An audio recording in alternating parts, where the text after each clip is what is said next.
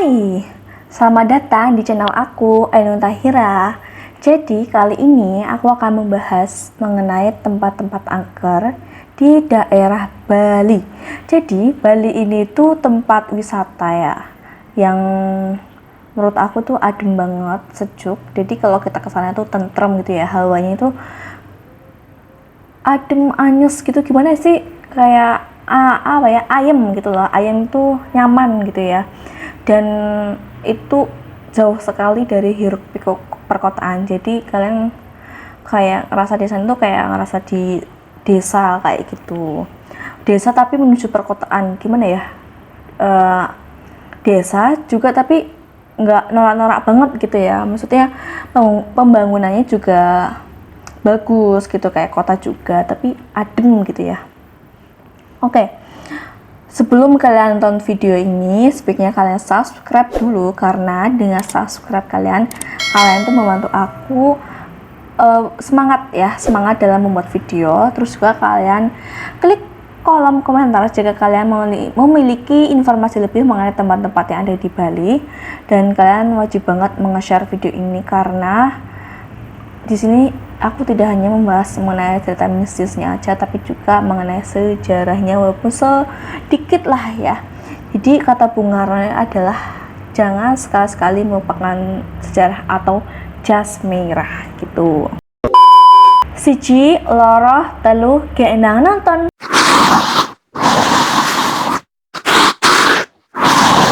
Jadi PI Bedugul Hotel ini merupakan sebuah hotel yang dibangun bintang 5 tapi mandek gitu ya pembangunannya. Karena apa? Mari kita cari tahu infonya.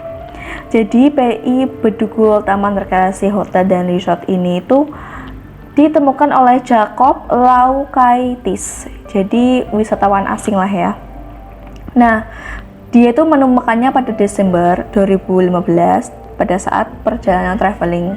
Jadi traveling ala wisatawan asing yang horor-horor gitu. Nah, si PI Bedugul Hotel ini itu berada di kawasan pegunungan di dataran tinggi Bedugul, sekitar 50 km dari sebelah utara kota. Dan bangunannya itu belum selesai dibangun gitu ya, masih mungkin 3/4-nya atau gimana gitu kan. Maksudnya pada saat mau dibangun, pada saat pembangunan itu masih berjalan, tiba-tiba mandek gitu ya, karena investor atau pemilik hotel ini itu ada masalah kayak gitu. Nah, di tengah-tengah PI Bedugul Hotel ini terdapat sebuah patung ular yang menambah kesan seram, kesan angker, kemudian kesan kayak gelap gitu, kayak takut kayak gitu. Jadi asal-usul PI Bedugul Hotel ada 3 versi. Cerita pertama datang dari keluarga Cendana. Jadi keluarga Cendana itu merupakan keluarganya Pak Soeharto atau mantan Presiden Indonesia yang menjabatnya lama banget, 32 tahun gitu ya. Jadi pada tahun 1990-an, Ghost Palace Hotel ini tuh dibangun sebagai proyek investasi si Tommy Soeharto. Nah, Tommy itu merupakan anak terakhirnya Pak Soeharto. Tapi pada saat pembangunan, Tommy ini tuh dipenjara pada tahun 2002 karena dinyatakan bersalah karena memerintahkan pembunuhan atas seorang hakim di Mahkamah Agung. Jadi pada saat itu dia dikabarkan telah membunuh hakim karena ketahuan melakukan tindak pidana korupsi. Nah, pada saat itu PI Bedugul Hotel ini tuh mandek pembangunannya pada tahun 2002 ya. Kemudian cerita yang kedua itu datang dari warga sekitar.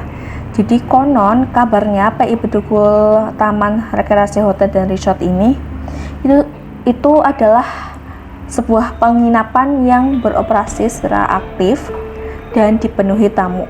Nah, suatu hari semua orang secara tiba-tiba itu menghilang dalam satu malam. Diduga para penghuni meninggalkan hotel karena diganggu oleh makhluk astral. Nah, makhluk astral ini itu berasal dari para pekerja konstruksi yang meninggal pada saat bekerja karena terlalu lelah pada saat pembangunan PI Bedugul Hotel ini. Dan menurut cerita warga setempat bahwa mereka sering banget melihat ada sosok wanita yang sering menggoda para pengemudi yang melewati PI Bedugal Hotel ini. Oke, jadi versi cerita ketiga itu hotel atau PI Bedugal Hotel ini itu sering mengeluarkan suara keramaian pada saat tertentu, terutama pada saat malam hari. Jadi suara ini tuh seakan menakuti setiap orang yang lewat karena bangunannya sudah tua dan kosong.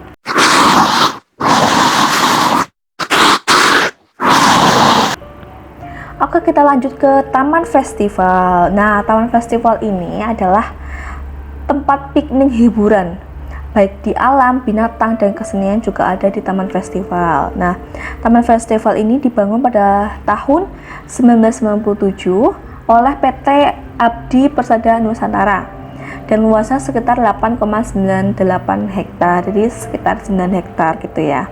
Dan pada tahun 2000 taman ini tuh dinyatakan pilot sehingga harus ditutup. Jadi pada suatu hari nih Bali itu mempunyai hari khusus namanya Purnama Kajang Kliwon. Nah, Taman Festival ini tuh mempunyai pura yang mana puranya itu berada di belakang.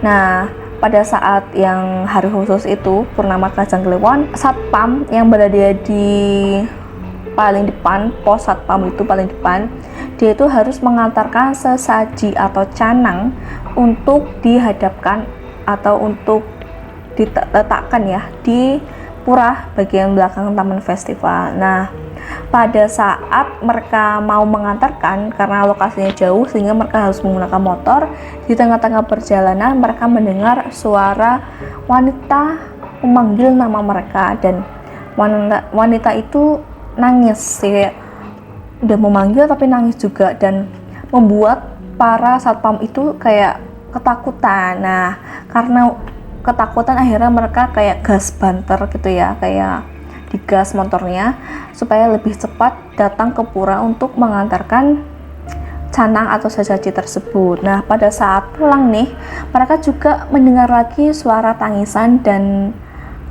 memanggil nama mereka dari wanita ini, dan mereka sebenarnya takut tapi ya udahlah biasa aja gitu kan. Ya udah, akhirnya mereka cepat-cepat untuk pergi atau untuk datang ke pos satpam. Jadi ada 5 anak yang sedang melakukan uji nyali nih di Taman Festival.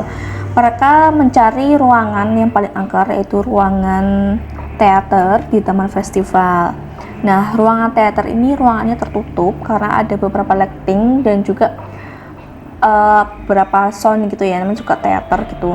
Nah, 5 anak ini itu masuk ke ruangan teater ini karena sudah tidak digunakan selama beberapa tahun. Ruangan ini tuh gelap, lembab, dan juga pasti sunyi, hening gitu ya, dingin banget gitu ya. Nah, pada saat mereka masuk nih, udah masuk di tengah-tengah ruangan teater, tiba-tiba mereka tuh mendengar suara benda jatuh. Jadi kayak penunggu-penunggu yang ada di ruangan teater ini kayak ngerasa, hello, aku ada di sini, kayak gitu.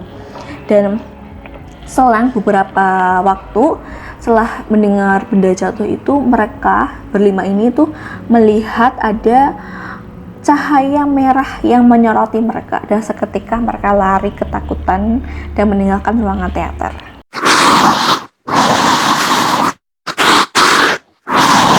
Nah, yang ketiga adalah leak. Jadi leak itu terkenal banget ya di Bali. Jadi leak itu berwujud menyeramkan. Jadi memiliki mata besar, bergigi taring dengan perawakan yang tinggi dan besar, serta berbulu dengan lidah yang menjulur panjang. Jadi menurut masyarakat Bali, leak itu makhluk jelmaan yang mempelajari ilmu hitam, dan untuk memperkuat ilmunya dia harus mencari tumbal. Nah, di Bali itu ada dua ilmu kebatinan, yaitu ada ilmu hitam atau pengiwa dan ilmu putih atau panengan. Biasanya ilmu putih ini tuh bisa digunakan untuk menolong orang sakit dan juga melawan orang yang jahat. Jadi ada beberapa mitos yang menyatakan bahwa jika kalian memanggil leak-leak pada malam hari dan posisi kalian ada di Bali, kalian tuh pasti akan didatangi leak gitu ya, maupun dalam mimpi maupun pada saat kalian di Bali kayak gitu. Itu dulu aku pernah ke Bali dan aku bukan mendengarkan guys, kayak dikasih tahu jangan manggil leak gitu ya di Bali gitu, takutnya mau datang gitu ya. Dan aku rasanya kayak deg-degan banget gitu ya kalau di Bali, kalau ketika kita tuh keceplosan memanggil leak kayak gitu. Jadi dalam masyarakat Bali, leak itu memiliki gambaran yang buruk karena dipercaya bisa membuat seseorang menjadi sakit bahkan meninggal. Seorang yang ingin belajar ilmu hitam atau ilmu leak ini harus mendedikasikan hidupnya pada Dewi Durga atau Dewi Kegelapan. Nah, setelah dia menyatakan kesetiaannya dan dia telah mengabdikan diri dan dia telah kayak melakukan ritual seperti menari-nari di atas kuburan, seseorang tersebut dapat berubah menjadi leak. Jadi leak itu ada beberapa wujud. Yang pertama ada teluh, kemudian ada telanjana, dan yang ketiga ada endih kayak gitu. Jadi ketiga macam bentuk itu selalu berbeda-beda.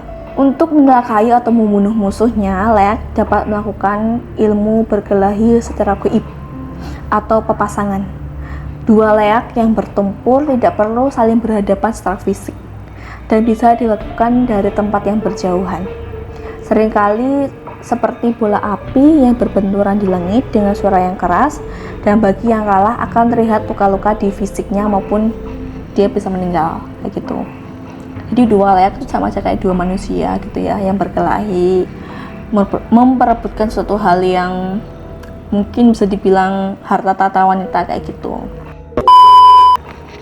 Oke, segitu dulu videoku kali ini. Mohon maaf apabila dalam pengucapan kata kurang berkenan di hati kalian, dan kalian wajib banget meng-share video ini karena video ini juga mengandung beberapa sejarah, jadi kita kayak berbagi ilmu lah ke teman-teman yang lain gitu ya. Dan matur nuwun udah dengerin videoku ini, dan bye.